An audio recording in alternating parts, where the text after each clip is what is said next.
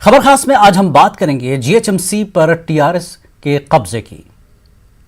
Shrimati Vijayalakshmi R Gadwal, member ward number 93 Banjara Hills, is declared as mayor greater Hyderabad municipal corporation.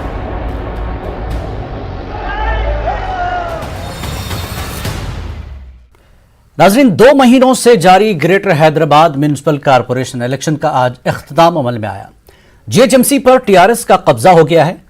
Vijayalakshmi mayor और Srilata deputy mayor मुंतखब हुई हैं। ये दोनों का ताल्लुक टीआरएस से है। जीएचएमसी पर दूसरी मर्तबा खातून मेयर मुंतखब हुई। जीएचएमसी डिप्टी मेयर के लिए पहली मर्तबा खातून को मुंतखब किया गया। टीआरएस उम्मीदवारों की एमआईएम ने तायद की। बीजेपी के पास दरकार तादाद नहीं होने के बावजूद अपने उम्मीदवार उतारे थे। 9 मुंतखब मेयर बंजारा हिल्स की नुमाइंदगी करती हैं। विजयलक्ष्मी टीआरएस के सीनियर लीडर के केशव राव की दोख्तर हैं। डिप्टी मेयर श्रीलता तारनाका की नुमाइंदगी करती हैं। पहली मर्तबा डिप्टी मेयर के ओहदे पर खातून का कब्जा हुआ है। वाज़ेह है कि टीआरएस ने 56 वार्ड्स पर कब्जा करके सबसे बड़ी पार्टी का मौक़िफ़ हासिल किया। बीजेपी 48 सीट हासिल करके दूसरे मकाम पर है।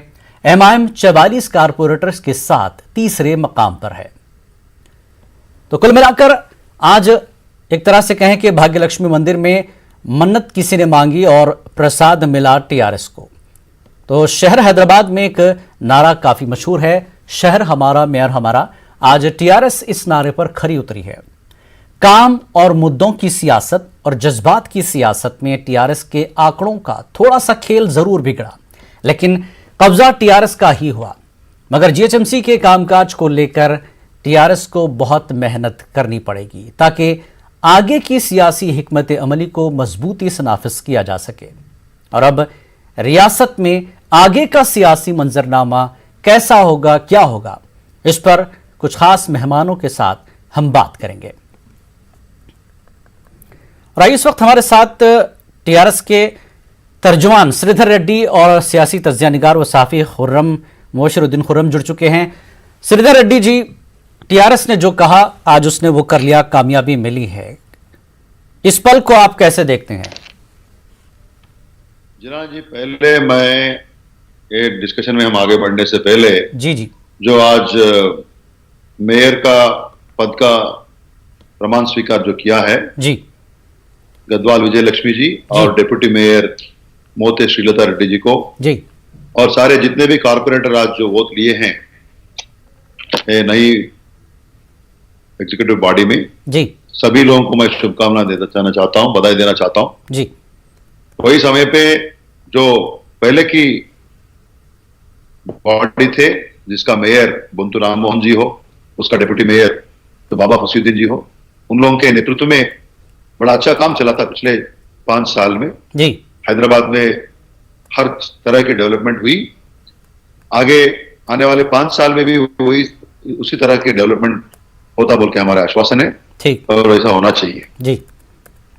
और आज जो हैदराबाद में मतलब मैं वही बताना चाह रहा हूं, फिर एक बार बोलना चाह रहा हूं कि पिछले 5 साल में जी या 2014 के बाद जितना डेवलपमेंट हुआ जी, वो पहले पिछले 60 साल में नहीं हुआ था। उससे पहले ठीक, तेलंगाना हासिल करने के बाद आज हैदराबाद को एक वर्ल्ड क्लास सिटी बनाने की कोशिश में केसीआर साहब ने और केटीआर साहब ने जितने उसमें काम कर रहे हैं अभी जी, जो इंफ्रास्ट्रक्चर बढ़त हुई या रोड्स डाल रहे हैं, नया फ्लाईओवर्स आए, नया पासओवर्स आए, नया आरयूबीस आए, यानी आपके इन कामों की वजह से आपको एक तरह से आज कामयाबी मिली है और आपने आज मेयर और डिप्टी मेयर आखिरकार बना लिया। हमारे साथ सियासी तज्जिया हैं, साफी हैं मुबशरुद्दीन खुर्रम। मुबशरुद्दीन खुर्रम, जीएचएमसी इलेक्शन से लेकर नतीजे आने और इस बीच में जो गैप आया है, मेयर और डिप्टी मेयर को लेकर काफी सियासी बातें हुई, काफी कुछ चीजें देखने को मिली हैं।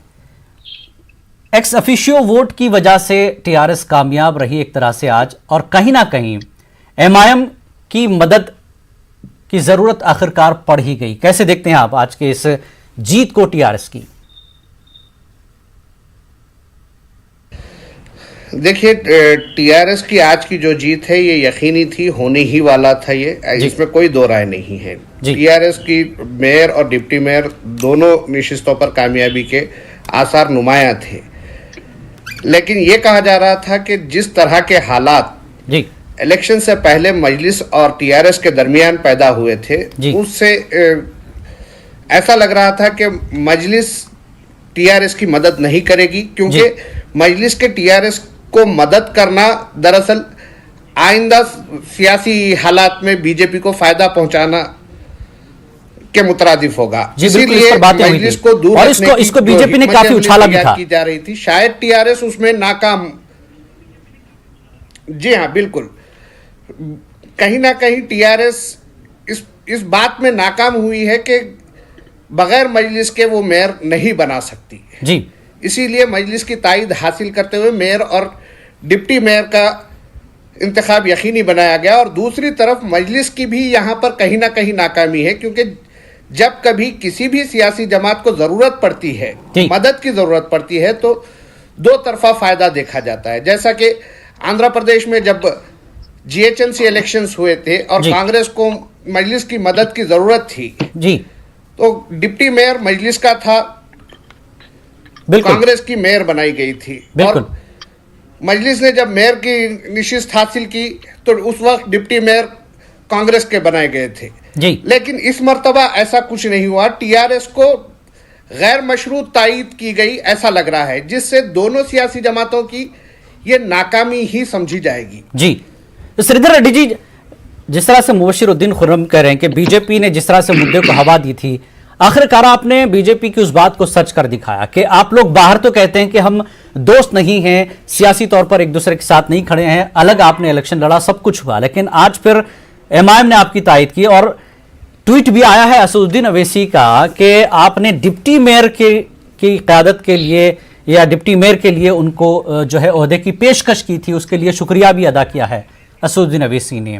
तो मतलब ये क्या पहले से तय ही था या फिर जो 9 वोट या जो कुछ वोट आज कम पड़ रहे थे वो एक मजबूरी थी आपको साथ लेने की एमआईएम को? श्रीधर रेड्डी, आप जीएचएमसी एक्ट आप जानते होंगे जी, जिसको ज्यादा वोट मिलते हैं उसमें 50% आना 51% आना ऐसा कुछ भी नहीं है जी। फ्लोर ऑफ द हाउस में जिसको ज्यादा वोट मिलते हैं जी, जिसके अभ्यर्थी को उन्हें चुना जाते हैं कि, और उसमें देखे गए तो आज के माहौल में किसी और की सपोर्ट की जरूरत नहीं थी जी। अगर एमआईएम ने सपोर्ट दिए वो अलग बात है जी, नहीं वो तो पेशकश आपने की, टीआरएस ने की, एमआईएम ने सपोर्ट नहीं मांगा। एमआईएम नहीं कह रही थी कि हम सपोर्ट करेंगे, लेकिन वो तो आपने सपोर्ट मांगा है उनसे। किसी ने पूछा क्या?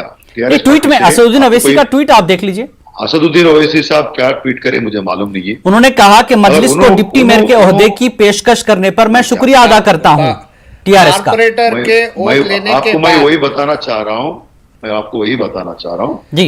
ओवैसी जी ने क्या ट्वीट किया मैंने देखा नहीं है। ठीक, टीआरएस पार्टी के ऑफिशियल स्टेटमेंट चाहे हमारे प्रेसिडेंट जी या हमारे वर्किंग प्रेसिडेंट साहब कोई भी या हमारे तरफ से कोई वैसा ऑफिशियल स्टेटमेंट तो गया नहीं है जी।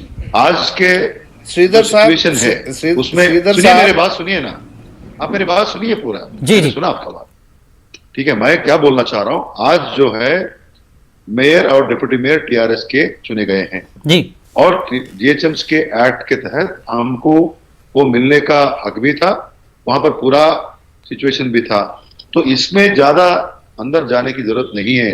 बीजेपी 100 बोल सकते हैं, पूरे देश में बोला जा रहा है कि आप बिहार में हो या महाराष्ट्र में हो, नहीं ठीक है, इसमें ज्यादा जाने की जरूरत नहीं है। आपने अपने सियासी तौर पर जो आंकड़े हैं उसको वहां पर कामयाबी से साबित किया है, आप खैर ओहदा आपने हासिल कर लिया। चलिए हमारे साथ देवेंद्र रेड्डी जी हैं, तर्जुमान बीजेपी। देवेंद्र रेड्डी जी आपका भी स्वागत है, खैर मकदम है।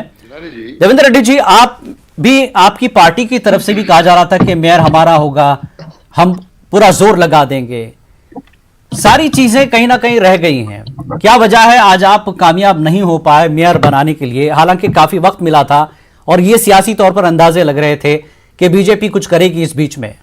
देवेंद्र रेड्डी जी,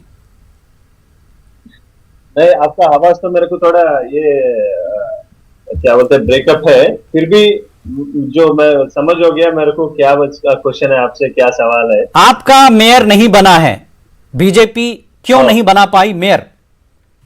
हाँ, मेयर का सफिशिएंट मेजॉरिटी नहीं है ना। फिर आपने बहुत सी बातें की थी इस बीच में कि मेयर हमारा ही होगा, हम कामयाब होंगे मेयर बनाने के लिए? हाँ, हर लोग बोलते हैं, फिर टीआरएस भी बोला, वो लोग 99। क्या आपको उम्मीद थी टीआरएस के लीडर सपोर्ट करेंगे आपको? नहीं नहीं, टीआरएस से हम, वो लोग सपोर्ट करे भी, हम मेयर नहीं बनते हैं, नहीं बनेगा भी जी। हमको लोगों का मदद जरूरत ही नहीं है। हमारा स्टेट प्रेसिडेंट संजय जी भी सीधा बोल दिया, कोई सपोर्ट हमको जरूरत नहीं है। लेकिन ये जो दोनों खेल रहे हैं ना, एमआईएम टीआरएस जो गेम खेल रहा है, ये उसका सपोर्ट हमको जरूरत नहीं है, हमारा सपोर्ट उनका जरूरत नहीं है, हमका दोस्ती नहीं है बोल के पहले से भी बोल रहा था। फिर अभी आज देखे हम क्या हुआ सब जी। फिर किससे रिलेशन किससे किसको है, क्या बोला इलेक्शन से पहले, अभी क्या हो रहा है, इलेक्शन के बाद क्या बोले, तो ये सब पूरा दुनिया देख रहा है ना, पूरा दुनिया देख रहा है। अगर आप लोगों का ओपन रिलेशन रहना है तो पूरा सीधे जा सकता है। लेकिन श्रीधर रेड्डी जी कह रहे हैं कि हमें जरूरत नहीं है आंकड़ों की, हम अपना जो फिगर था उनके पास ऐवान में, उस फिगर के जरिए उन्होंने आज मेयर और डिप्टी मेयर बनाया है। जो फिगर किसको है, बराबर मेजॉरिटी किनका, टीआरएस का है, ज्यादा मेजॉरिटी में जो उनको मिले हैं, इसीलिए उन्होंने मेयर बनाया है। ज्यादा मेजॉरिटी नहीं है, वो लोगों का टीआरएस को हटाने के लिए सारे दुनिया, पूरा तेलंगाना लोग सब रेडी है, तैयार है। अभी आने दो, हर इलेक्शन में टीआरएस का हारने का है, बस हारते भी, इससे ज्यादा कोई नहीं है। अगर मेयर बनना है तो ठीक है, बने दो, अच्छा जो परिपालन है करने दो, कोई चिंता नहीं है। ये लोगों का, हम भी, हमारा पार्टी तरफ से भी हम विश करता है बहुत अच्छा परिपालन देने के लिए, गुड गवर्नेंस देने के लिए, हम भी ये करते हैं, मदद करते हैं, कोई टेंशन नहीं है इसमें। चलिए, आप मदद के लिए तैयार हैं टीआरएस की, अच्छी बात है। बिल्कुल। श्रीधर रेड्डी जी, पिछली बार का जो टर्म था जीएचएमसी में टीआरएस का, उस बार के टर्म में और इस बार जिस तरह से मेयर और डिप्टी मेयर बनाया गया, ठीक है, लेडीज को सीट रिजर्व थी, लेकिन टीआरएस की एक जो पॉलिसी थी कि आप एक पोस्ट पर एक तबके को रखते हैं, दूसरे पोस्ट पर एक तबके को, ताकि हर किसी को एक फायदा मिले, हर किसी को ये लगे कि हाँ, ये सरकार आपकी भी है और आपकी भी है। लेकिन इस बार नहीं देखने को मिला। मेरा इशारा सीधे तौर पर यह है कि इस बार मुस्लिम नुमाइंदगी टीआरएस की तरफ से नहीं दिखी, ये सवाल भी उठ रहा है। श्रीधर रेड्डी जी, नहीं, वो गलत बात है। पहले जब डिप्टी मेयर बना, कौन बने थे? बाबा फसीउद्दीन जी बने थे, जो तेलंगाना एजुटेशन में अच्छे काम किए थे और एक यूथ लीडर था। अब की बार एक जो एजुटेशन में जो काम किए थे तेलंगाना मूवमेंट में, वो फैमिली से या वो कार्यकर्ता आज डिप्टी मेयर बने हैं। वैसे विजय लक्ष्मी जी पहले भी कॉर्पोरेटर थे जी, उसने प्रूव किया था एक अच्छा कॉर्पोरेटर के नाते, फिर एक बार चुन के आए हैं, तो उसको और एक चांस मिले थे, एक बीसी महिला को वहां पर जनरल सीट में भी। और अभी हमारे बीजेपी के प्रतिनिधि बोल रहे थे जी, तो एमआईएम के बारे में अगर नहीं बोलने से उसका काम नहीं चलता है, तो बार बार बोलने की आदत है उन लोगों को जी। मैं बीजेपी के बारे में भी बोलना चाह रहा हूं जी। आप उन लोगों को अगर कहीं तो भी एक पद मिलता है, वो पद के लिए कोई भी एक्सटेंट को जा सकते हैं, कितने भी दूर जाते हैं, वहां पर कोई एथिक्स काम में नहीं आता उसको। मणिकोंडा म्युनिसिपालिटी में जी, जहां अभी तो चेयरमैन बीजेपी है, वहां कांग्रेस के सपोर्ट से उन्होंने वहां पर पद हासिल किए थे जी। मक्तल में भी कांग्रेस का सपोर्ट लिए थे। मैं क्या बोल रहा हूं, अगर जब आप कांग्रेस के खिलाफ लड़ते हैं, नेशनल लेवल पे हो, स्टेट लेवल पे हो, उन लोगों का सपोर्ट क्यों लेते हैं? नलगोंडा में भी लिए थे। वैसे मैं 10 आपको ऐसे उदाहरण में दिखा सकता हूं जी। आज जो है, आप भी जानते हो, किसी को जानकारी रहना चाहिए जीएचएमसी एक्ट के हिसाब से, कोई भी अभ्यर्थी वहां पर मेयर, ठीक है, जीएचएमसी एक्ट के हिसाब से आपने कर दिया है। मुबशिरुद्दीन खुर्रम, पिछली बार बीसी और बीसी तबके से जो है मेयर और डिप्टी मेयर लिया गया, इस बार लेडीज का जो है, खातून की जो है वहां पर सीट रिजर्व है, ये सारी चीजें हुई। आपको क्या लगता है कि तेलंगाना की सियासत जो है अब कास्ट पॉलिटिक्स की तरफ बहुत तेजी से जा रही है? जीएचएमसी इलेक्शन के बाद सभी पार्टियां इस चीज को अपनी नजर में रख रही हैं। तेलंगाना या आंध्र प्रदेश जी, तेलंगाना या आंध्र प्रदेश की पॉलिटिक्स कभी भी कास्ट पॉलिटिक्स से दूर नहीं रही थी जी। लेकिन तेलंगाना की तश्कील के बाद, फॉर्मेशन ऑफ तेलंगाना के बाद, तेलंगाना राष्ट्रीय समिति ने जो तासुर दिया था कि तेलंगाना राष्ट्रीय समिति एक सेक्युलर पॉलिटिकल पार्टी है जी, और जब तेलंगाना में पहली मर्तबा गवर्नमेंट फॉर्म हुई तो चीफ मिनिस्टर खुद के चंद्रशेखर राव ने 2 डिप्टी चीफ मिनिस्टर्स नॉमिनेट किए थे, जिनमें एक मुस्लिम तबके से लिया गया था, एक लोअर कास्ट से बनाया गया था जी। उस सिलसिले को फर्स्ट टर्म में जारी रखा गया, सेकंड टर्म में कोई डिप्टी चीफ मिनिस्टर नहीं है जी। इसी तरह जीएचएमसी इलेक्शन में जब first GHMC election Telangana formation के बाद हुए तो बाबा फसीउद्दीन को डिप्टी मेयर के ओहदे पर लाया गया था। तो ये तासुर मिल रहा था कि तेलंगाना राष्ट्रीय समिति हर कास्ट, हर कम्युनिटी के डेवलपमेंट और उनको नुमाइंदगी देने के हक में है जी। लेकिन जीएचएमसी इलेक्शन से पहले जो हालात पैदा हुए, चाहे वो एक एमएलए की सीट पर बीजेपी का कब्जा हो या फिर जीएचएमसी लिमिट्स में बीजेपी को एक सेकंड पहले इनकी बात को खत्म कर लेते हैं जी मुबशिर। ठीक है थोड़ा सा जल्दी कीजिए मुबशिर, टाइम वक्त कम होगा। इन तमाम हालात में जी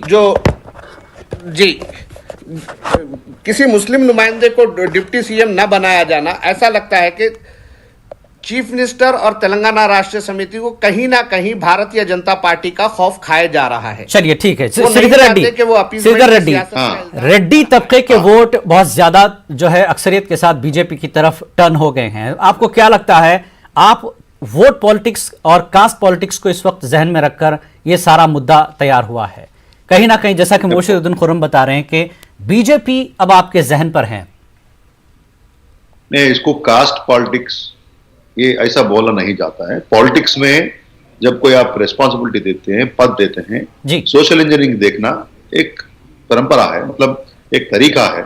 आप यहाँ पर जनरल महिला है, वहां पर एक बीसी महिला को आपको मेयर सीट मिला है जी। मतलब देखिए, यहाँ पर किसी को केसीआर साहब ने, तेलंगाना राष्ट्र समिति ने कोई भी कास्ट को कम नजर में देखते नहीं जी। आप हमारे तेलंगाना के गृह मंत्री महमूद अली साहब हैं जी, तो यहाँ पर तेलंगाना स्टेट में कास्ट पॉलिटिक्स की काम या बात नहीं उठता है।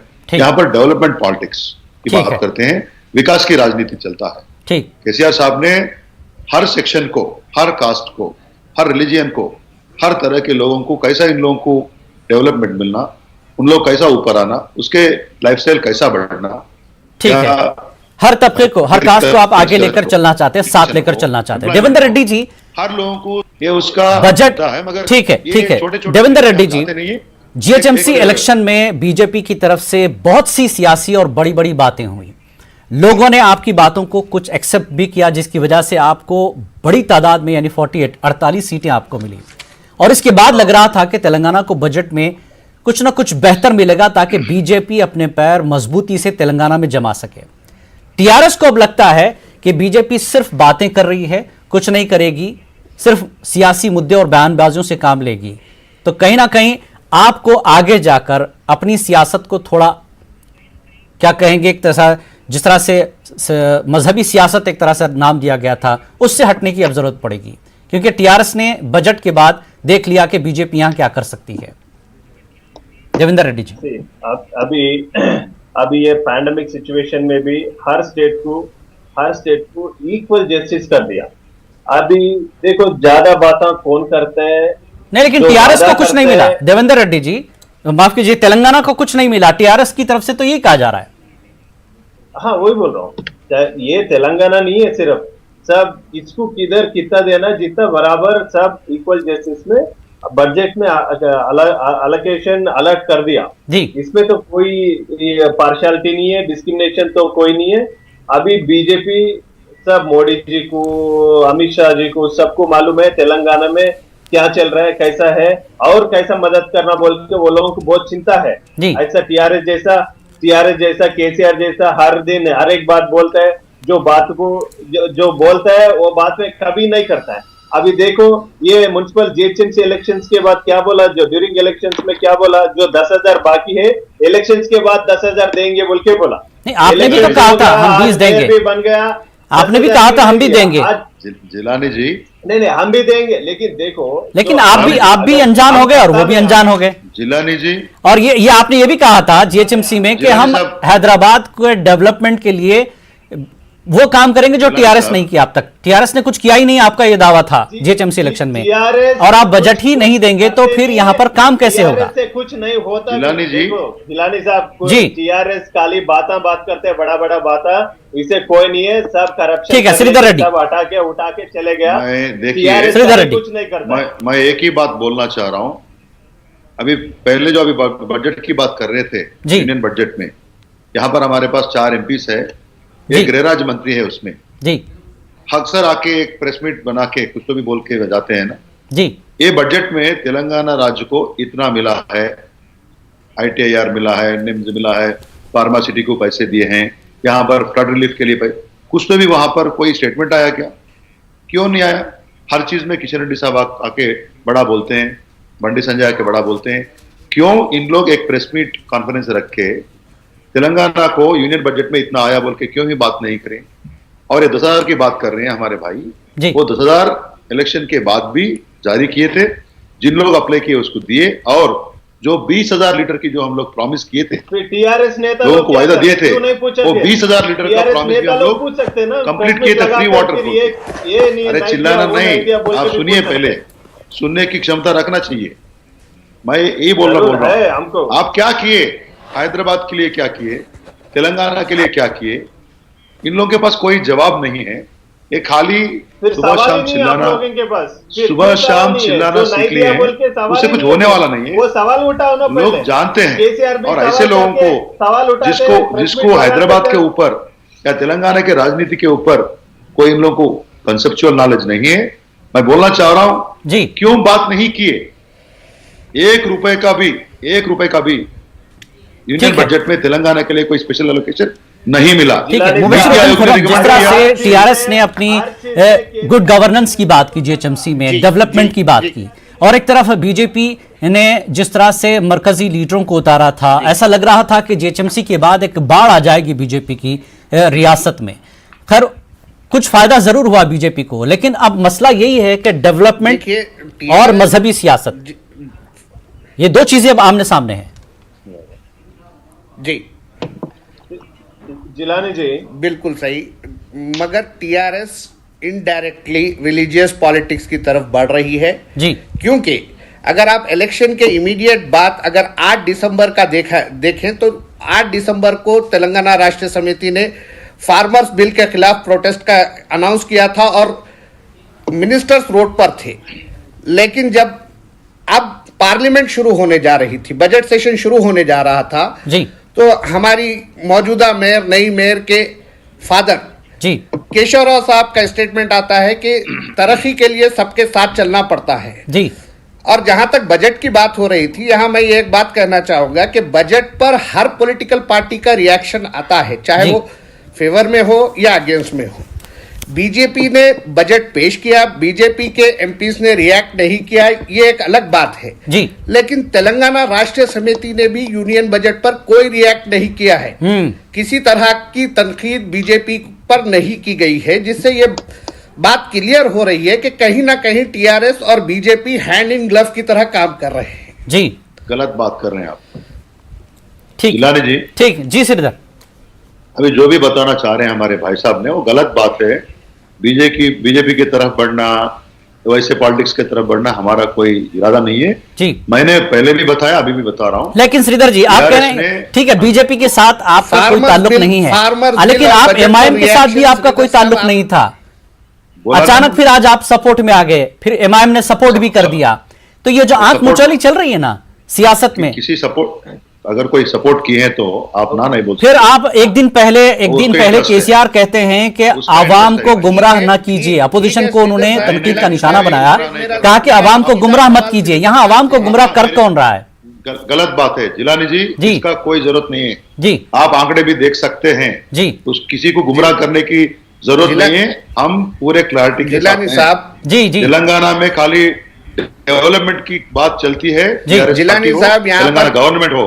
हमारे भाई साहब ने बोल रहे थे कि फार्मर प्रोटेस्ट के बारे में हम लोग परसों भी पार्लियामेंट में जब बात करें जब उसका मुद्दा उठाए हैं। और तेलंगाना राज्य में जो फार्मर्स है, इन लोगों को कोई भी तकलीफ नहीं आना बोल के इतना काम चल रहा है, ठीक है, इरिगेशन से लेके मार्केटिंग तक, ठीक है। पूरा श्रीधर जी एक सवाल और आखिरी में बच गया है। एमएलसी इलेक्शन है अब 8 दिसंबर और ठीक है 10 ग्रेजुएट्स के लिए, दिसंबर में तो अब इसमें कितना सपोर्ट आपको अब किसकी जरूरत पड़ेगी? एमएलसी का जो अब आ गया है एलामिया, ग्रेजुएट्स की सपोर्ट चाहिए। आप एमआईएम से भी होगा, ग्रेजुएट्स का है, एमआईएम से भी टाई अप होगा? क्यों होगा? मैं आपसे बोल रहा हूं, कभी हुआ क्या? पहले हुआ क्या? मतलब नहीं, आप पहले नहीं कहते, लेकिन बाद में हो जाता है। आप मेरे बात सुनिए। ठीक है, देवेंद्र रेड्डी, अभी देवेंद्र रेड्डी जी, तेलंगाना में आपको अब चूंकि कुछ करना पड़ेगा, डेवलपमेंट की भी बात करनी पड़ेगी। अब इस तरह की पॉलिटिक्स तो चलेगी नहीं। अब मेयर डिप्टी मेयर तो टीआरएस ने ले ही लिया है, बीजेपी का अगला कदम क्या होगा? आखिरी सवाल देवेंद्र रेड्डी। जिलानी साहब, ये देखो, अभी श्रीधर रेड्डी साहब बोलते हैं हम क्यों करते हैं रिश्ता उनसे, एमआईएम से, ठीक, लेकिन आज अभी दोपहर में देखा कौन किससे करता है रिश्ता, ठीक है। लेकिन हर चीज में, हर काम में झूठ बोलने के लिए तैयार है, सारे सबसे ऊपर से नीचे तक। मैं क्या बोल रहा हूं, अगर आप लोगों को दोस्तान बनना चाहता है, अरे ओपन रिलेशन बनो ना, क्या मुश्किल है इसमें? ठीक है, रिश्ते सामने रखे अवाम के, जो कुछ भी करना है। लेकिन जीएचएमसी में डेवलपमेंट की बात और सियासत की जो हुई थी, मजहबी सियासत उरूज पर थी जीएचएमसी को लेकर, आज आखिरकार में टीआरएस ने मेयर और डिप्टी मेयर का ओहदा ले ही लिया है। हैदराबाद की क्या तस्वीर होगी आइंदा इंतखाबात के लिए, ये देखने वाली बात रहेगी। आप तीनों मेहमानों का बेहद शुक्रिया खबर खास में हमारे साथ जुड़ने के लिए।